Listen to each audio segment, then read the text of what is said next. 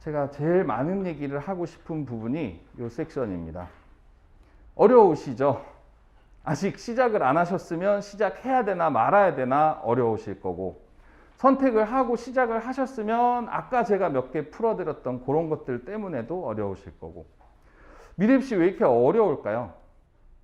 생각해 보시면 쉬우면 입시가 아니겠죠. 근데 인문계 이과에서 막 그렇게 생각하는 것보다 쉬울 것 같다고 생각을 많이 하세요. 그게 제일 이유입니다. 이게 약간의 보상 심리가 있습니다. 저희가 태어나면서부터 이 친구 미술 시켜야겠다. 우리 애는 피카소 같아. 우리나라 현실에서 잘 없는 일. 공부해서 서울법대, 서울의대 가는 것과 똑같습니다. 근데 완전 똑같진 않은 것 같아요. 그 공부 스트레스보다 그림은 조금 더 즐거우니까. 네. 자, 미래 인구는, 미래 입시를 하는 친구들은 수능 50만 명 중에 2만 5천 명밖에 안 됩니다. 근데 아까 말씀드린 대로 들어갈 수 있는 정원 수도 굉장히 적습니다.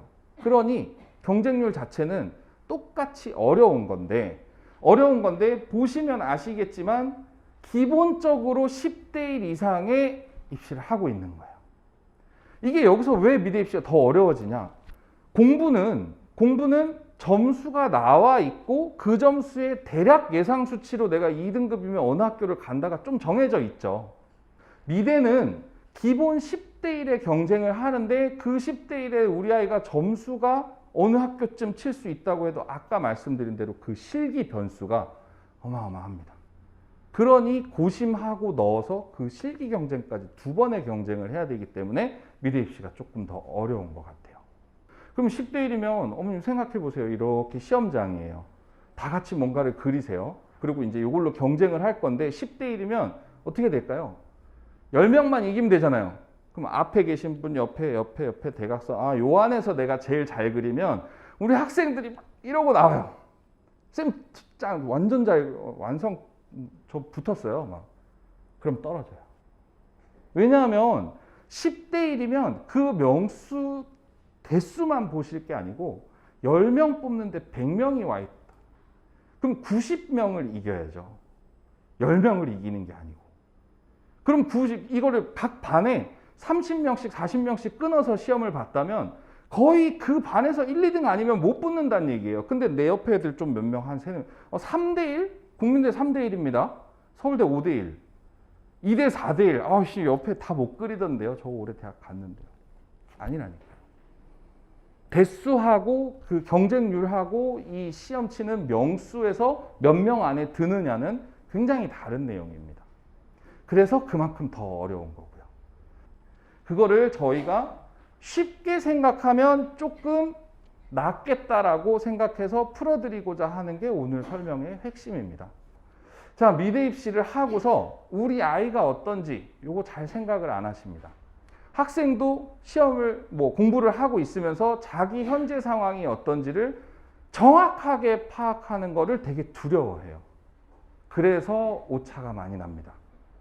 반드시 메모해 놓으셔야 될 게 우리 아이가 이거를 시작을 했으면 사실은 이제 예고 일반고를 저희가 나눠놨는데 예고 애들은 실기에 대한 걸 계속 저희가 중간고사, 기말고사 치듯이 아이 실기력에 대한 걸 계속 검증을 내신을 통해서 하고 있어요. 자기들은 실기가 어느 정도인지는 파악이 되어 있고, 근데 일반고에서 딱 미술을 하러 들어왔다. 그러면 자기가 배우는 그 학원에서 잘한다 하는 얘기밖에 안 들어요. 정확하게 알 수가 없는 거죠. 수능 같은 경우도 한번 보시죠. 내신이야 그때 성적표가 딱딱 정확하게 나오고 우리 전교 아이들 안에서 한정된 숫자 안에서의 승부잖아요. 근데 수능은 어떨까요? 모의고사는 최종 수능이 되기 전까지는 몇 명이 칠지도 모릅니다. 그래서 1학년 때 치는 거는 서울시 교육청 굉장히 명수가 작아요. 아까 수능 인구 50만 명이라고 그랬는데 몇 천 명 단위인 경우도 많습니다. 그 한 번의 시험을 보는 인원이. 근데 조금 3월달이다, 6월달이다, 9월달이다. 그러면 서울시 경기도 교육청. 조금 단위가 커지죠. 학년이 올라가면서. 그 다음에는 충북 이 위쪽까지. 전국구를 합쳐서. 근데 전국구를 다 합치는 게 언제부터 이루어지냐면 3학년 3월부터 이루어져. 그럼 그 전에 받는 성적은요? 너 어떻게 봤어? 아, 나 대강 한 3등급 했어.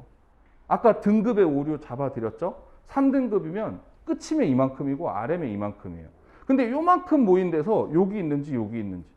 근데 수능을 치면 이만큼이 오니까 3월달 되면 갑자기 3학년 되면 성적이 하나씩 떨어져요. 3학년 3월이 되면 다 같이 공부를 시작을 했고 등급이 떨어지고 100분위 비율이 떨어지는 겁니다. 그럼 우리 공부 되게 못했구나. 아니요. 원점수를 보세요. 똑같은 점수예요. 그냥 동점자가 많아졌다. 나보다 높은 애들이 중간에 많이 껴들어왔구나. 그러면 6월 되면 어떻게 되죠?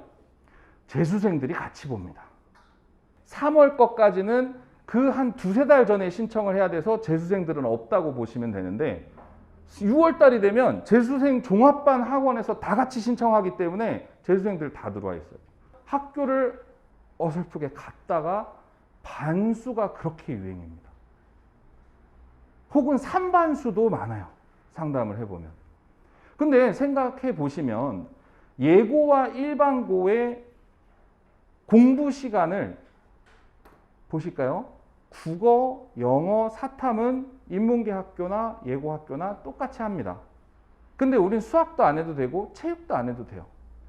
음악도 안 해도 되겠죠? 예고는 그러면서 국어, 영어, 사탐은 해요. 근데 저희 아이들은 학교를 가면 수학 시간에 다른 책 못 꺼내게 하는 선생님들도 많습니다. 일반고 애들이 재수를 하거나 삼수를 하면 쟤네들 시간표가 어떻게 돼 있을까요? 오늘 설명에 예약 주신 분들 중에 재수생, 삼수생 부모님들 거의 없으세요. 왜 없겠어요? 이미 다 하고 있어요. 와서 뭐 고민해보고 들어보고 전략을 짜고 예고의 선생님들이 가르치는 그런 레벨을 떠나서 another 레벨 강사들이 국어, 영어, 사탐을 계속 반복해서 가르치고 그날 밤까지 자습을 다 잡고 있습니다. 그리고 주말 되면 실기 하루 보내요. 왜? 2년, 3년 이걸 했었기 때문에 그만큼 실기를 많이 할 필요가 없으니. 근데 그 중에 성적이 안 오르잖아요. 그럼 빠르게 바꿔요. 아, 우린 실기만 시켜야겠다. 그러면 재종반에서도 이해하고 그걸 빼주고 낮부터 밤까지 실기만 하는 스케줄로 금방금방. 근데 우리 아이들이 어느 정도를 하고 있는지 이런 거를 판단을 할 때 대상인 경쟁 대상자들이 어떻게 하고 있는지를 잘 모른 채로 하는 경우가 굉장히 많아요. 나 이거 해볼까? 조금 내신 올라갔는데 내신 위주로? 아닌가? 내신을 빼고 그러면 수능 위주로 바꿔볼까? 해볼까 하다가 시간 다 갑니다. 그래서 전략이 좀 정확하게 서야 되는 거고요. 내신 대 수능의 비율도 마찬가지로 아까 전에 말씀드린 대로 만약에 내신을 살려서 가야 되는 거면 그 전략으로 쫙 밀어야 되는 거고요. 그게 중간에 갑자기 변동이 온다. 어쩔 수 없는 경우는 변동을 시켜야겠죠. 근데 미리부터 잡을 수 있다면 조금 더 구체적 목표를 잡아서 약간 헛발질을 안 하는 게 이기는 방법이기도 합니다. 학과와 실기의 균형도 지금 계속해서 말씀을 드리고 있는데 만약에 어머님, 아버님도 생각을 막 해보시면요. 이게 미대로 바꿨으니까 쉽지 않다고 제가 말씀드렸잖아요. 미대로 바꿔서 미대를 보내는 게 쉽지 않은데 그 중에서 서울대, 국민대, 이대, 고대 저희도 그쪽 성적을 받은 애들을 데리고 만들면 좋지만 그 성적을 억지로 만들어야 한다면 투자 대비 효율이 떨어지죠. 뭐보다? 실기보다 떨어지게 됩니다. 만약에 학교 목표를 조금 바꾸면 어떨까요? 수시 때는 실기 100%도 있고 90%도 있고 80%도 있습니다. 해서 앞으로 보시는 지표 중에 어느 학교가 실기 70%다 수시 때 그러면 내신 성적 아예 안 본다고 보시면 될 것 같아요. 성적이 하나도 개입을 안 해요. 아까 말씀드린 대로 60%만 해도 600 만점이잖아요. 그럼 A 플러스 600, B 플러스 500, 400, 수능 점수 100점, 200점이 고스란히 차이가 나는데 700이면 끝났습니다. 그래서 만약에 학과와 실기의 균형 중에서 우리가 무턱대고 공부는 당연히 해야 되는 거야 라는 개념을 조금 바꾸시면 가끔 상담하다 보면 요새 대학은 공부를 안 하고도 갈 수 있어요? 있습니다. 그 전략을 쓴다면 있고요.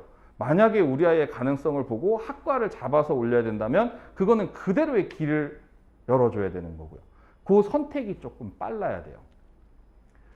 자, 보시면 내신 전과목 반영 학교 거의 없습니다. 대부분 국어, 영어, 수학, 탐구인데 수학 보는 데들도 잘 없기 때문에 그 중에 전략적으로 선택을 해서 아이가 할 수 있는 것들을 해주면 되는데 그조차도 내신을 할 건지 말 건지는 우리 아이가 최상이냐 아니냐만 생각하십니다. 한 3등급, 4등급쯤 해놔야 되지 않을까요? 그걸 택하는 것보다 차라리 수능 1, 2등급을 맞고 실기 왕창하고 이게 더 나을 수 있는 전략이기 때문에 쉽게 보실 게 아니고 내신에 대한 해야 됨과 안 해야 됨의 선택은 조금 빠르게 돼야 됩니다. 마찬가지로 수능도 전과목 반영 학교 잘 없습니다. 국영수 탐 중에서 탐구를 한 과목만 보는 학교도 꽤 많아요. 그래서 만약에 3학년이다. 그러면 선택적으로 애초부터 하나만 파는 것도 하나의 전략인데 그런 부분들을 만약에 알고 접근하면 좀 쉬워질 수 있습니다. 그 다음에 비실기 전형. 애매하게 비실기를 3학년 때 돼서 약간 지금 있는 상황으로 요거를 한번 해볼까? 그런 경우에 학교 목표를 확 낮추시면 가능합니다. 비실기 생각이 없다가 근데 애가 뭐 이렇게 하기 싫어하니까 우린 실기 안 시키고 실기하면 돈만 많이 드니까 그럼 내신 지금 있는 거 살려서 비실기로 어디 한번 찔러볼까? 잘 안 됩니다. 네. 미리부터 만약에 그 내신이면 비실기를 할 수 있도록 살려줘야죠. 수능도 마찬가지입니다. 실기 하나도 안 하고 수능 공부만 해서 수능 비실기로 가는 애들도 있기 때문에 네. 아예 아닌 선택이라고는 볼 수 없지만 보편적이지는 않죠. 저희도 선택하시는 대로 다 해드리고 싶은데 물감을 아예 손에 잡을 필요 없는 학생들도 있어요. 완전 상위권에 고대를 치겠다. 그 다음에 이대를 치겠다. 그 다음에 서울대 공예과를 치겠다. 그러면 붓을 잡을 필요가 없습니다. 실기에 있어서도 쉽고 어렵고는 있는데 제가 봤을 때는 그래요. 모두가 시작할 때는 연필로 시작을 하거든요. 연필로 시작을 하는데 그때까지 괜찮게 가다가 수채화가 들어가는 순간에 물농도 비율과 이 약간 그 부모님들 음식하실 때 손맛이 들어가야 되는 정도로 제가 뭐 물을 뭐 33.3%를 찍어서 뭐 이렇게 한다고 애들이 그걸 할 수 있는 게 아니기 때문에 그 느낌과 감각을 찾는데 굉장히 오래 걸립니다. 습식 재료를 다루는데. 근데 오히려 상위권 학교들은 공부를 많이 해야 되기 때문에 애들을 배려해서는 아닌데 더 기본기 중점으로 보자라고 하고 연필에서부터 변형되는 볼펜이나 혹은 색연필이나 파스텔이나 이렇게 건식 재료들 위주로 시험을 치고 있거든요. 만약에 늦게 시작했는데 아이가 공부를 잘한다 그러면 아이의 물감은 안 건드려도 될 수도 있어요. 호환되는 학교들을 좀 잘 선택을 해야 됩니다.